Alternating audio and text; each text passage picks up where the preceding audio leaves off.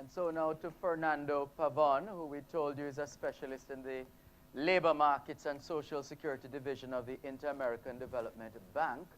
To what extent is your work underpinned by the idea, the perspective, the strategy of the Blue Ocean?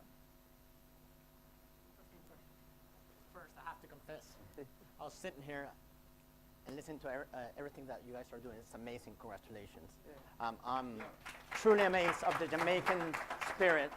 And here I was sitting, wondering what kind of question you were going to ask me. Interesting question. I just came back from Arizona, a trip from Mexico and Chile, all in a time frame of 3 weeks. And the same conversation in different contexts kept coming up. The change of work, the economy changing. But the underlying conclusion I got in different contexts, by the way, ranging from a picnic, brunch, lunch, happy hour, formal setting, the conversations were similar, different words, of course. And it's all about, it's not the economy changing, the world is changing, right? So within the bank, one of the biggest challenges we're currently facing is, how do we address the different challenges these countries are facing to be able to not only just survive, but to jump forward, And some of the things that kept coming up in these conversations were, okay, you used to buy a car. My grandfather used to tell us, you have to buy a really good car that it will drive at least 10 years. Nobody thinks about having a car more than 4 years anymore. And now, I was in Arizona, and Phoenix has driverless taxis. Driverless taxis. Driverless taxis. Literally. It's a real thing. It's not something you read on, it's there. And I was just like, whoa. So the world's changing so quick. So the big question that our bosses are asking at the IDB is, how are you empowering countries to face those challenges? How are you empowering businessmen like yourself to be able to do the firm upgrade? Automation. We're talking about artificial intelligence. So if you think about all those shifts, talk about the Blue Ocean, by the way, phenomenal presentations, you have to think, how do you prepare your current workforce to have that growth mindset? I've been through school, I don't have to go back.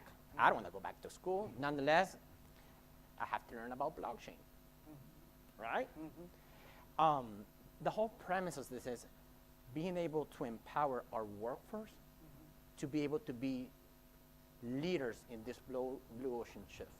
Something that caught my attention, what Professor Pinnock and you said at Mr. Mofford, was that teams they have. Yes. So unless you don't have those teams that are willing to take the challenge and learn about how artificial intelligence is going to affect my firm, my job, and how can we move forward from there, I think we're going to be lagging behind. And we're not talking about in the next 5 years. We're talking about in the next 12, 24 months.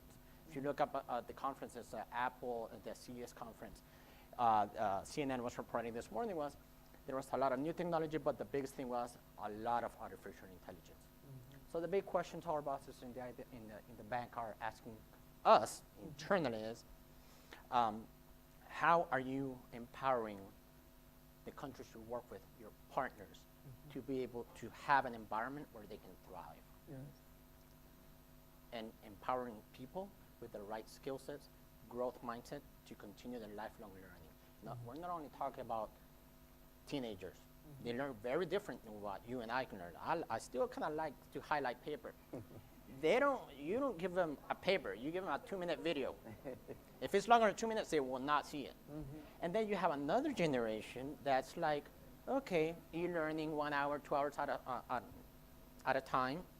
And then I have colleagues that unless there's not a blackboard and a book, they're not gonna take, e-learning. So the whole premise around this is, how do you empower firms, private sector, governments, by empowering their workforce to be able to have that growth mindset and continue their lifelong learning process, or embark on it to be able to go into that uncharted territory or waters, for that matter, where we have to create something new. We're faced with something new. Instead of running away from it, is embrace it. And how can I thrive capitalizing on those new markets. Yes. Thank you very much.